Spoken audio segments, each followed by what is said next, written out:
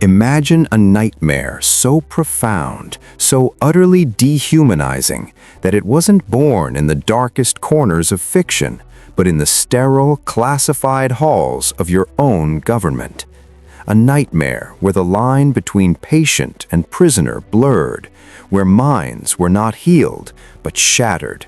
What if everything you thought you knew about your own free will, your own thoughts, was nothing more than a carefully constructed illusion? Tonight, we delve into the abyss. We peel back the layers of deception and fear to unearth the truth of Project MKUltra, the top-secret CIA program designed to control the human mind. The project that turned American citizens into unwitting pawns in a terrifying Cold War game. Get ready, because history, in this case, became a nightmare. Welcome to Obscura Imperium, the vault of history's deepest secrets and shadowed truths. Here, we don't just tell stories, we resurrect the forgotten, challenge the accepted, and illuminate the darkest corners of the past. Tonight, we uncover a story so disturbing it was almost buried forever. To understand MKUltra, we must first understand its genesis, the paranoid crucible of the Cold War. The year is 1950. The Iron Curtain has descended, and the world stands on the brink of nuclear annihilation. Both the United States and the Soviet Union are locked in a desperate struggle for technological, military, and ideological supremacy. But there was another, far more insidious battle brewing, the battle for the human mind. The Korean War brought alarming reports. American POWs, after experiencing what was termed brainwashing by their captors, were confessing to false crimes, denouncing their country, and even collaborating with the enemy. This sent shockwaves through the American intelligence community. The fear was palpable. If the communists could control minds, America needed to catch up, and fast. This fear, coupled with exaggerated claims of Soviet and Chinese advancements in mind control, created the perfect storm. The CIA, specifically its technical services staff, was tasked with a terrifying mission: to develop methods of mind manipulation, behavioral control, and psychological warfare. From this fertile ground of fear and ambition, Project MKUltra was born.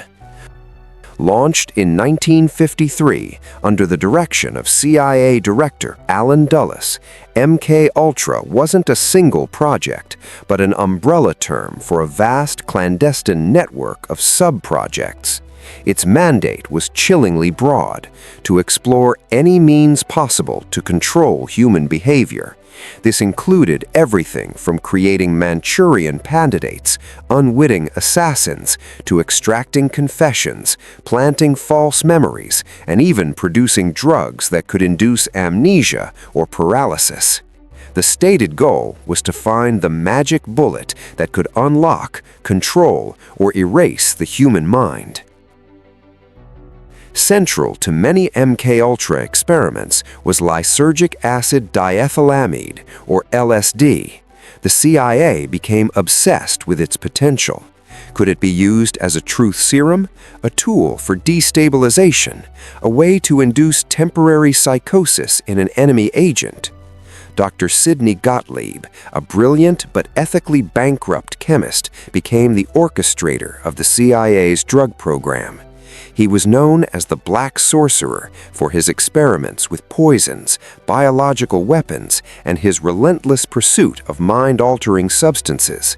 Gottlieb's team began conducting clandestine LSD experiments on unsuspecting American citizens.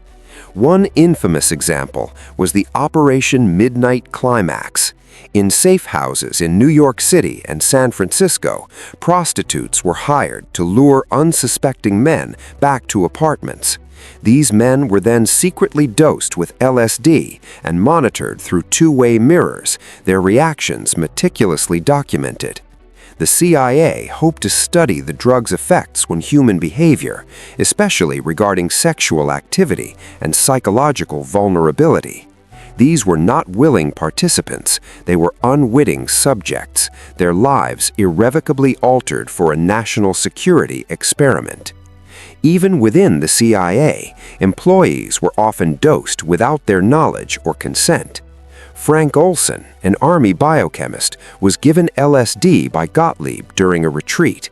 Days later, suffering from severe paranoia and depression, he fell to his death from a 13th-story window. His family was told it was a suicide, but decades later, the truth would begin to emerge, suggesting he may have been pushed or driven to despair by the experimental drug. This tragic incident highlights the utter disregard for human life that permeated MKUltra. The depravity of MKUltra extended far beyond a few isolated incidents. The CIA subcontracted hundreds of projects to seemingly legitimate institutions. Universities, medical centers, and psychiatric hospitals across North America became silent laboratories for mind control research.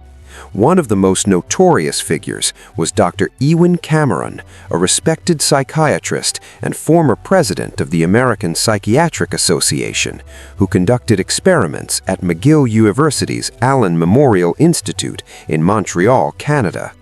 Cameron believed he could de-pattern the minds of his patients, essentially erase their existing personalities, and then re-pattern them with new desirable traits. His methods were horrifying. Patients, many suffering from minor issues like anxiety or depression, were subjected to psychic driving, being forced to listen to recorded loops of statements for hundreds of thousands of times. Drug-induced comas lasting for weeks or months, and extremely high doses of electroshock therapy, often 30 to 40 times the normal voltage. They were also subjected to sensory deprivation in small, dark boxes for extended periods. Many of Cameron's patients emerged from these treatments with permanent brain damage, severe amnesia, and completely shattered personalities. They forgot their families, their children, even their own names. Their lives were utterly destroyed, all in the name of a covert government experiment. The CIA funded Cameron's work to the tune of millions, seeking to exploit his extreme theories for their own ends. The true number of MKUltra victims may never be known. The secretive nature of the project, the deliberate destruction of records, and the use of unwitting subjects ensure that countless individuals suffered in silence. Many were homeless people, drug addicts, or psychiatric patients deemed disposable by the program's architects. Their screams were unheard, their pleas ignored. The survivors of MKUltra often carried invisible scars. They battled with lifelong mental illness, severe trauma, fragmented memories, and an overwhelming sense of betrayal. They were robbed of their autonomy, their identity, and their trust in authority. Consider the case of Kathleen Ty, one of Dr. Cameron's patients. She went into the Allen Memorial Institute for mild depression and emerged with no memory of her parents or children and a pervasive sense of terror. Her daughter, Allison Steele, spent decades fighting for recognition and justice, attempting to piece together the shattered fragments of her mother's life. These are not just statistics. These are real people, real families, whose lives were irrevocably altered by a government that swore to protect them. The legacy of MKUltra extends beyond individual suffering. It bred a deep distrust in government institutions, fueled conspiracy theories, and left an indelible stain on the fabric of American democracy. For over 20 years, Project MKUltra remained one of the CIA's most closely guarded secrets. But, as with all dark truths, whispers began to emerge. The project's unraveling began not with whistleblowers, but almost by accident.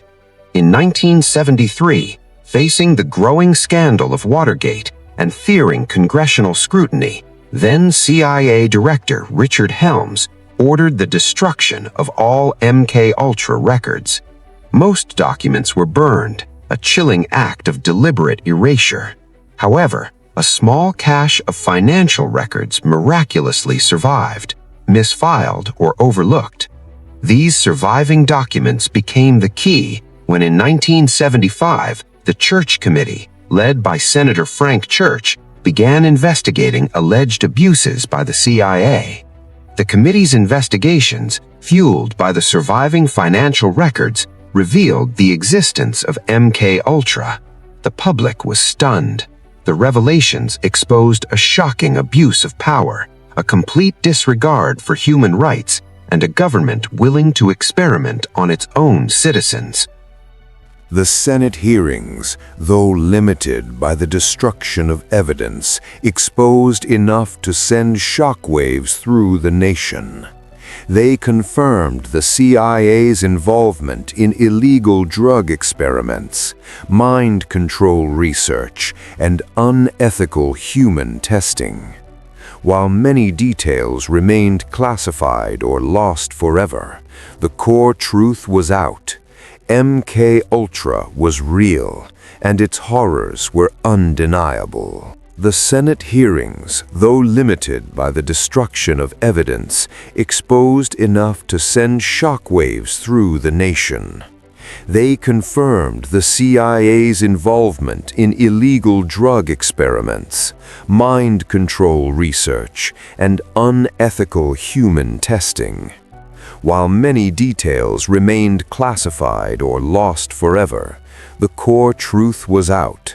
MKUltra was real, and its horrors were undeniable.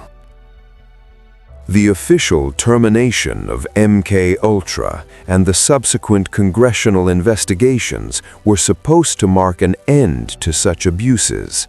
Lawsuits were filed, some victims received settlements, and promises were made regarding ethical guidelines and congressional oversight.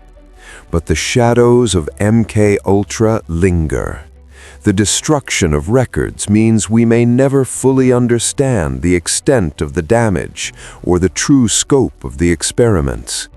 Many believe that elements of MKUltra's research simply went further underground, continuing under different names and with even greater secrecy. The very nature of intelligence work dictates that governments continue to explore cutting-edge and sometimes ethically dubious methods of gathering information and exerting influence. The story of MKUltra is a stark warning. It is a chilling reminder of what can happen when fear and unchecked power combine with scientific ambition. It demonstrates the fragility of individual rights when national security becomes the ultimate justification. It challenges us to constantly question authority, to demand transparency, and to remain vigilant against the erosion of our fundamental freedoms. The human mind is the last frontier of true freedom, and MKUltra tried to conquer it. The story of Project MKUltra is not just a dark chapter in history, it's a profound lesson in the perils of power without accountability. It compels us to ask, what other shadowed truths remain buried? What other nightmares are still waiting to be revealed? If you dare to question the narrative, if you seek the forgotten, and if you believe that the past holds keys to our present, then join the vault. Subscribe to Obscura Imperium, turn on notifications, and share this chronicle. Because here, history is never just history. It's a living, breathing mystery waiting to be solved. Until next time, step into the shadows and witness the chronicles.